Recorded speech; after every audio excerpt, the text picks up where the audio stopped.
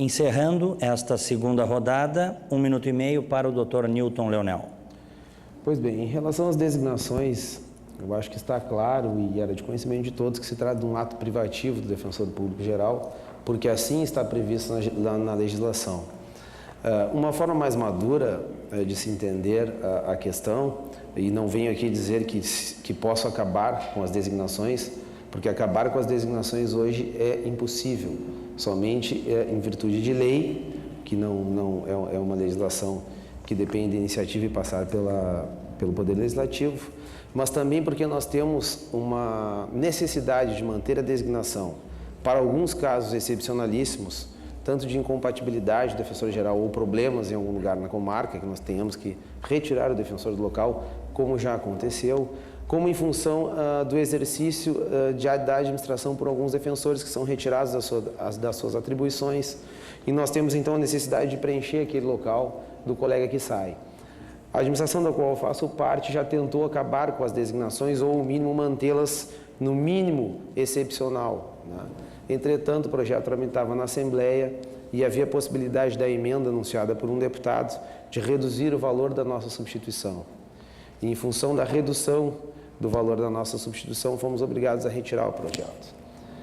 Entretanto, entendo eu, e acho que fui um dos primeiros a me manifestar nesse sentido durante a campanha, que embora seja um ato privativo do Defensor Público Geral, nós podemos traçar alguns requisitos para que se torne uma participação de todos os colegas, venham a manifestar o seu interesse em ocupar esta vaga pela designação. E uma forma mais justa de proteger aqueles colegas, porque desde que eu ingressei na Defensoria, há sempre 10 ou 12 colegas designados em lugares de pessoas da administração. Seja abrir o restante das comarcas do Estado, possibilitando para esses colegas, últimos colegas, que nunca terão a chance de se classificar, obterem a sua classificação. Obrigado. Encerramos então esta segunda rodada e na terceira rodada a dinâmica é a mesma e o tema escolhido pelos associados foi implementação do quadro funcional. Implementação do quadro funcional. Conforme sorteio previamente realizado, nós abrimos esta terceira rodada com a doutora Dirce Bravo Martins, que terá 1 minuto e meio para as suas considerações. É importante salientar que esse quadro funcional, nós já deveríamos estar com ele atuando. Mas, enfim, em face de várias situações, retardou-se. Mas ele existe. Ele foi criado, ele foi projetado por um representante da associação, por um representante do conselho e por 2 defensores públicos. Ele já existe, sim, já foi remetido para a Assembleia. Ele já consta da Lei de Diretrizes Orçamentárias. Então, nós temos que ter apenas consciente que é muito importante esse quadro. Nós temos certeza que os nossos colegas necessitam de apoio, porque eu, como defensora pública, trabalhei em comarcas muito difíceis e um assessor é muito importante. Um estagiário bem remunerado é muito importante. É muito importante que exista o serventuário que possa nos auxiliar, realizando tarefas que nós necessitamos. Então, com certeza, e acredito que isso deve ser unanimidade de todos, nós precisamos, com urgência, sim, desse concurso para os serventuários. Obrigado. Agora 1 minuto e meio para o doutor Marcelo Turella. Continuo batendo na mesma tecla da participação, da discussão, em relação às grandes conquistas da nossa classe. O quadro de apoio é unânime, que é fundamental para a gente poder trabalhar cada vez melhor, cada vez atingir mais a população carente. Mas eu tenho certeza que na nossa administração nós vamos ouvir as pessoas, nós vamos consultar sobre que tipo de quadro técnico nós precisamos. A gente pode pegar o modelo do Rio de Janeiro, onde está em andamento um concurso para informática, engenharia, contabilidade, assistência social, psicologia, biologia, comunicação social.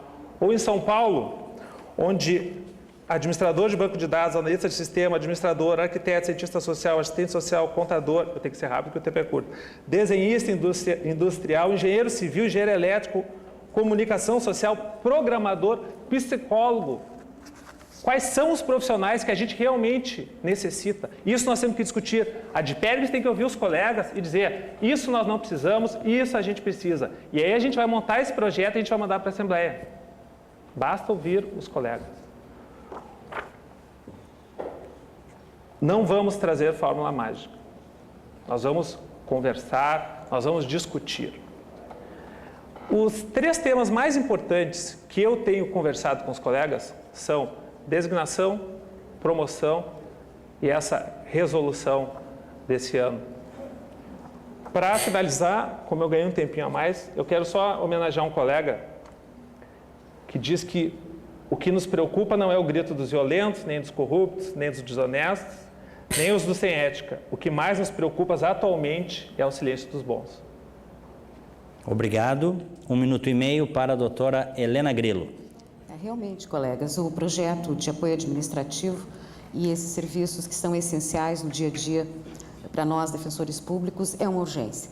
Não há dúvida que todos nós sabemos o valor de um funcionário bem indicado, bem atualizado e que possa resolver os nossos problemas administrativos. Acredito que não há entre nós nenhum que critique ou que não queira a implementação desses serviços junto à Defensoria Pública. Nós sabemos que, especialmente no interior, a organização das nossas atividades, né, o atendimento e todas as questões que dizem respeito à sede da Defensoria Pública são enfrentadas atualmente pelos defensores públicos, porque os funcionários são poucos e não atingem as comarcas do interior. Então, há uma unanimidade realmente e cabe que esse projeto tenha cargos multidisciplinares, como bem frisou o Marcelo. É importante que se tenha um atendimento mais integral, multidisciplinar, como eu acabei de dizer, e que atinja as necessidades, inclusive, de todos aqueles que entram na porta da Defensoria Pública. Penso que a urgência na sua implantação é realmente inequívoca, nós não temos mais alternativa, precisamos dinamizar esse serviço, precisamos que a Defensoria Pública esteja não somente aparelhada na parte de móveis e computadores, mas especialmente aparelhada também quanto ao elemento humano, quanto ao nosso funcionário. É desejo de todos nós o quadro administrativo, é uma discussão que teremos que ter sim, mas é imperativa a sua implantação para o bem dos serviços que nós prestamos à nossa comunidade todos os dias. Obrigado. Agora 1 minuto e meio para a doutora Jussara Acosta. O quadro funcional já existe, o projeto já existe. Foi feito após uma pesquisa minuciosa entre todos os defensores do Estado. Na minha regional foi enviado pela administração, a defensora-geral, uma série de perguntas que foi repassada aos colegas. Após a resposta dessas colegas, atendendo às necessidades, foi elaborado o projeto do quadro funcional. O que aconteceu é que aguardou-se a implementação do quadro funcional devido à nossa briga ou encaminhamento do nosso projeto de subsídio. O nosso quadro funcional deverá ser encaminhado, então logo se tenha condições.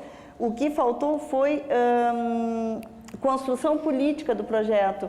Por quê? Porque nós teríamos que conversar com a Secretaria do Planejamento, porque nós não temos orçamento para implementá-lo agora. É necessário, é indispensável, porque nós precisamos de assessoria, de assessores, de estagiários administrativos que nos atendam nas